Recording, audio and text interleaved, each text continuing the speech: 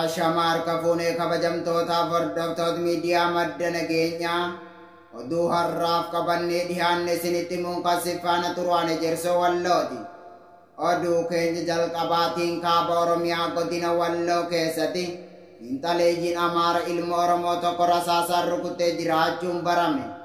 Bal'ina isaa Abdallaamee waan qindeeffate qaba. xiinxaleeyyiin Amaaraa Walloo keessatti nama rasaasaan rukutan. Kaaba Oromiyaa Walloo Anaarxummaa Fursii keessatti xiinxaleeyyiin Amaaraa ilma Oromoo tokko rasaasaan rukutte.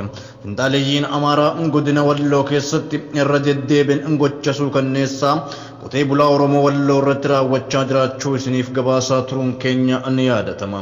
xiinxaleeyyiin Amaaraa kun guyyaa har'aa caffaa iddoo Caancoo jedhamutti ilma Oromoo maqaan isaa Alikootii jedhamu dhukaasa itti banuun rukutaniiru. xiinxaleeyyiin kun ammaan duraas karaa walitti bu'iinsi saboota Amaaraa fi Oromoo itti ka'uuf namoota nagaa irratti dhukaasa banaa turuun beekamaadha. Sochiin xiinxaleeyyiin Amaaraa lafa Oromoo seenanii gaggeessaa jiran ammas wal waraansi jabaan akka ka'uuf hojii bal'aa hojjechaa jiru. Hordoftoonni amantaa Musliimaa hiriira mormii cimaa geggeessanii jiraachuun dhaga'ame. Hordoftoonni amantaa Musliimaa hiriira mormii cimaa ba'uun dhaga'ame. Hordoftoonni amantaa Musliimaa Finfinnee fi Asallatti hiriira mormii cimaa ba'anii jiraachuun barame. Mootummaan faashistii Abiyyi Ahmad tibbana barattoonni Musliimaa hijaaba uffatanii mana barumsaa akka hin dhufnee fi mana barumsaa keessatti salaata akka hin salaanne jechuun ajaja dabarsee jiraachuun beekamaadha. Kanumaan wal qabatee kaaba Oromiyaa godina Walloo magaalaa Kamisee keessatti nama Qur'aana qabatee deemurraa humni addaa Amaaraa fuudhee tarsaasu yookaan immoo cicciruu isiniif gabaasaa turuun keenya ni yaadatama. Guyyaa har'aa jechuun eebila 8/2022 hordoftoonni amantaa Musliimaa magaalaa Finfinnee fi Asallaa keessatti hiriirri mormii cimaa dhageessisaa akka oolan dhaga'ame. Akka maddi keenya gabaasa nuuf laate jedhutti hiriirri mormii cimaan kun kan gaggeeffame magaalaa Finfinnee naannoo Markaattoo jedhamuu fi magaalaa Asallaa keessatti kan ba'an yoo ta'u dhaadannoowwan garaagaraa dhageessisanii jiran jedhu. Waraanni bilisummaa Oromoo WBO zoonii kibbaa waraana Bilxiginnaa haleelaa jiraachuu beeksise. Bal'ina isaa akkatti aanutti isiniif dhiyaata.